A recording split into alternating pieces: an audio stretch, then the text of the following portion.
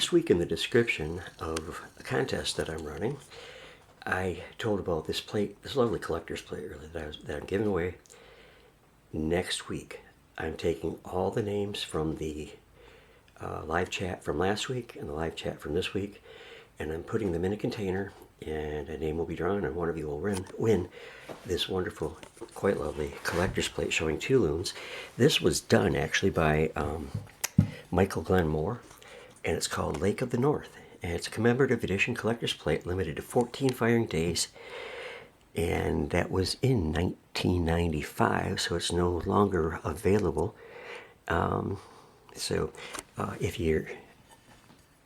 If you're the lucky one, you'll win this plate. It comes from my personal collection. I hate to let it go, but to be quite honest, if you look at my subscriptions, I'm up to 16,500, and I want more subscribers. So I'm giving this away, hoping that I'll attract a few more subscribers. 16,500 isn't too bad for a channel like mine, but I want more. So anyways, you have a chance of winning that. Next, welcome to this week's episode of Charlie Cat Presents. Today, I'm going to finish showing you the artifacts from the field that I was showing you last week.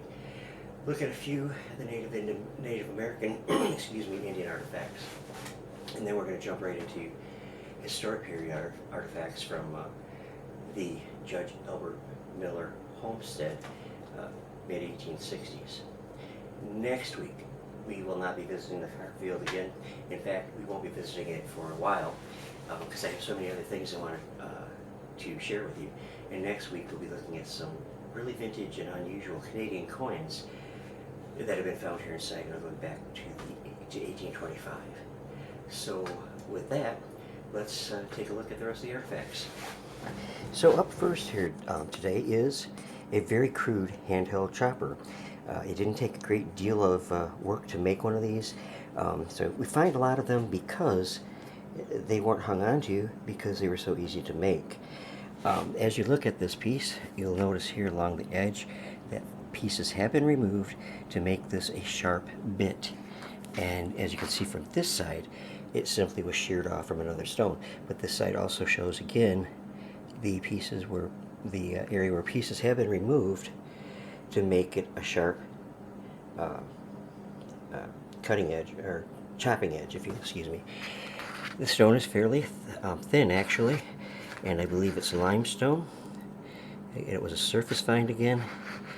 Now, I think, at this point, I'm going to take this out on my back porch and I'm going to demonstrate it for you. Alright, to show you this can be quite effective, this is a walnut shell, and, well, that's a very hard walnut shell, because I didn't do a thing to it. Let's try it again, okay, here we go. There we go. That's what I meant to do. See, it was used to split them open, further crush them down, and then also to chop the pieces, hopefully more finely. So you get the idea. So I'm sorry about the jumpiness of that video. That was spur of the moment. So, but anyways, it gave you an idea of what could be done with a stone like this. And that walnut shell that I used was extremely hard because it's been laying around for a couple years out there. Here are some pictures of another handheld chopper. This is not from Saginaw, but just illustrating, that they are very simple in design, made very easily. Then on the left, we have some bits of Indian pottery, little shards that are found on the surface out there, because it's been broken up after so many years by the plow and other activity on the ground. These are late woodland shards, but interestingly is this shard, because it is actually from an Indian manufactured clay pipe. I'll show you the curvature of it. You can see the curvature of the bowl there. And I found a lot of these in the past, but not here in Saginaw, but up in Oscoda at my old Vanetton Creek site. And here's a representation of what the basic fired clay pipe that the Indians of Michigan, at least northeast Michigan, made and used. The tobacco was a great solace to them. Unfortunately, that one out of focus. Just a moment. Okay, well, it's still out of focus. Don't know why it's doing that, but let me try to get this focused in some for you. Alright, this piece is a nice, I call it thumb knife because it's held with the thumb, but you can see on the edge there where it has been sharpened by pressure flaking, and it has around here too. It's unifacially worked, meaning it's worked only on one side. It was a piece of scrap material that the individual who was making other tools touched this one up. Found by the thousands on sites, but a lot of people overlook them, but they're very interesting nonetheless. Here is another little turret piece. This is a second. This is a small knife again, or handheld scraper, and it was, you know, used for scraping and as for cutting.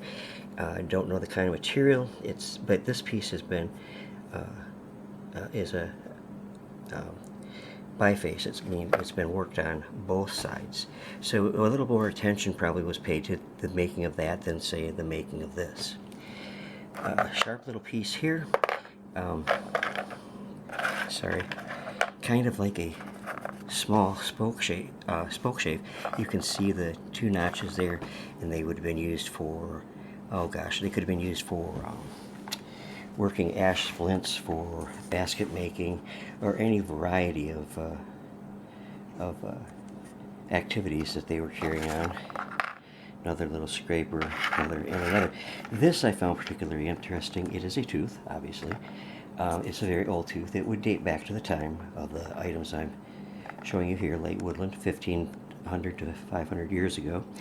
I'm not sure what kind of tooth it is. I believe it could be like cougar, or you know, what the wildcats that were in Michigan at that time, probably the same ones that are still here now, but much more prolific because much less of a population. So that was an interesting find there. This is a large piece, very heavy piece, very crude and primitive piece. So it is a grooved hammerstone, and just as the name suggests, it would be used on this end for hammering, on this pole for hammering too, but would have been a little more, a little bit different function on this end of breaking pieces off from, say, another piece to make something like the chopper that I showed you a moment ago. But this end over here would have been hammering, for hammering. The groove is quite pronounced through there.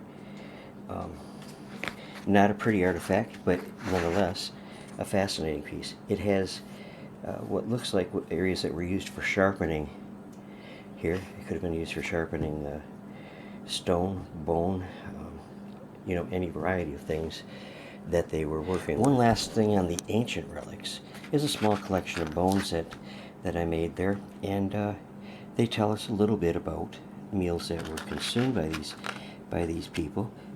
For instance, this is part of a turtle shell. So we know that the turtles, I knew that anyways, but that's proof of it. And there is I thought I had another turtle. But at any rate, most of the bones that I can't identify. I'm not good at identifying animal bones. But this one actually shows some cut marks on it, as you can see. This one almost looks as if it is pre-fossilization. It looks like it was on its way, perhaps, to fossilization. And so that's very interesting. But if you know more about the bones and things, you're able to deduce more about what these people ate. And we know that they ate bird, a lot of shellfish, and turtles, frogs, and of course deer, probably elk, moose, and many, many other things. So at this point, I'm going to move on to historic pieces from the Albert Miller site. I found this picture of Judge Albert Miller on the internet. This would be when he was obviously older, but it is his homestead from the mid-1830s that I'm going to show you artifacts from here in just a moment. Let me move this aside. The pieces on this tray represent all the historic period pieces that I found on that solo trip of mine last week. So, some very interesting items, but perhaps the most interesting to me is this piece. Rather unassuming, doesn't look like anything that interesting, but indeed it is.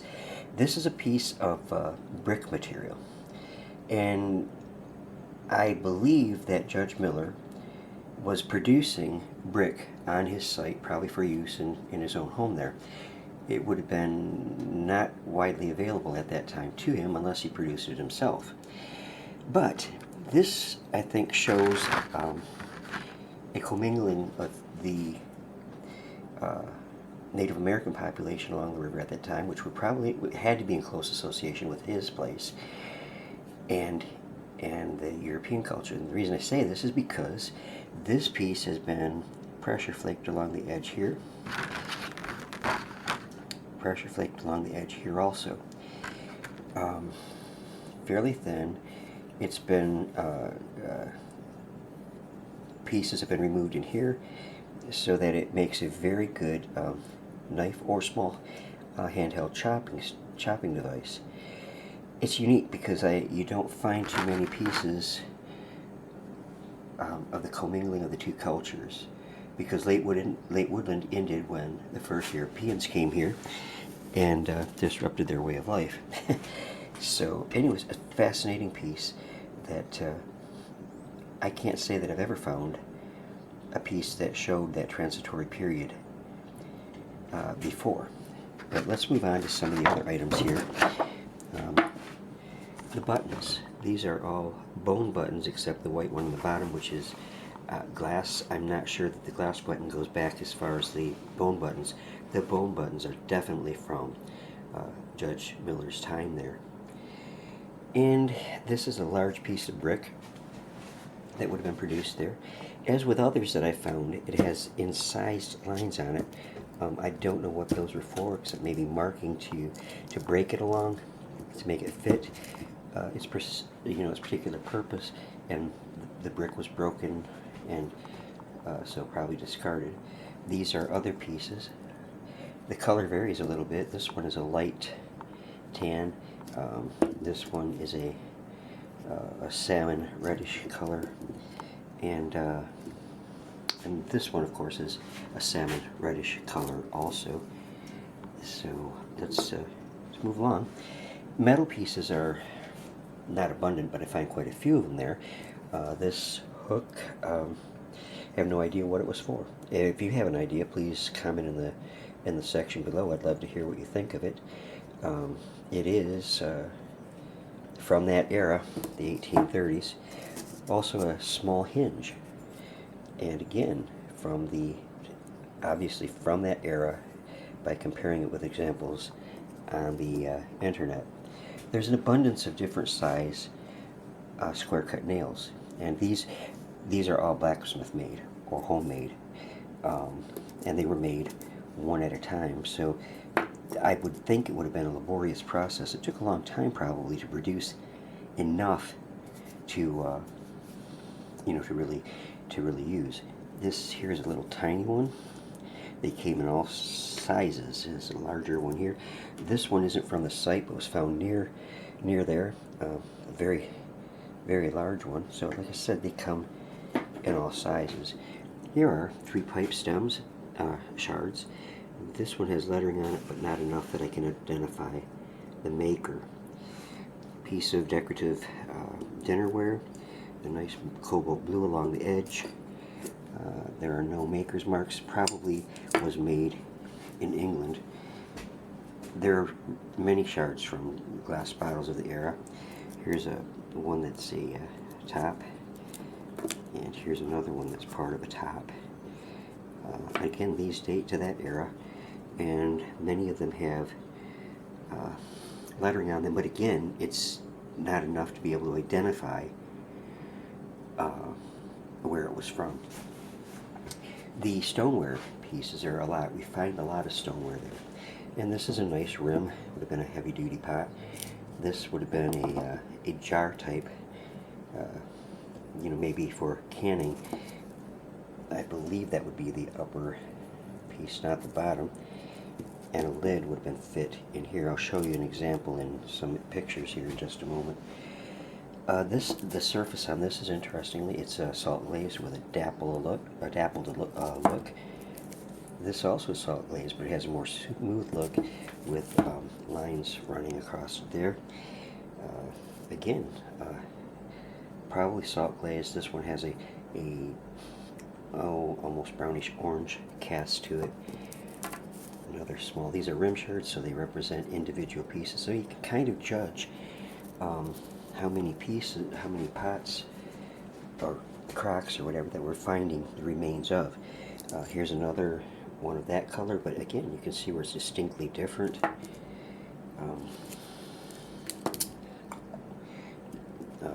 This one is I believe this is the top of a jar, different material, but the top of a jar like that, which would have fit on it, and interesting piece there.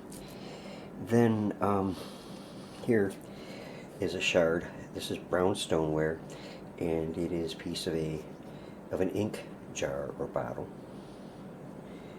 Because you would have been writing with quill pens, remember. So this is basically what we find of an historic nature there. Judge Miller's. We've also found parts of, not in this particular collection I'm showing you right now, but parts of clay pipe bowls, not Indian manufactured, but white manufactured, if you want to put it that way. Trade items, I guess, is what they would, not, I don't guess, I mean, trade items is what they were called. So a different, variety of colors of glass. This is, green, probably would have been a wine, probably would have been a wine bottle. Really dark green there. And, let's see. Here's one that has a MIG on it. That would have probably said Michigan, I would think, but it could have said something else. Who knows for sure? I will probably never know unless I find the rest of it, which is possible. Now, I got a few images off the web that I think might help illustrate some of the things you're looking at here. This would have been a jar with a lidded top, although a different material, different type. This piece that I showed you earlier would have been similar. It would have been from the top of a jar. Jugs were used extensively, in that period, and we have found many that have the cobalt blue design on them, and we've even found some of the tops of them. And also here is another lidded jar that this one is more similar probably in design to the shard that I found than the other one that I showed you. And then this is just a variety of jugs and jars, crocks, that would be typical for the era, that would be found more than likely in abundance at an old homestead site like this. So that concludes the pieces that I found on that solo adventure. Next week, we won't be going back to the farm field for a while, because I have so many other things I'd like to show you. And next week we'll be looking at some very interesting Canadian coins, one dating back to 1825. And we'll be looking at those next week, so I hope that you'll enjoy that. I hope you've enjoyed looking at this collection, and thanks for stopping by. Good luck on winning the plate, and God bless.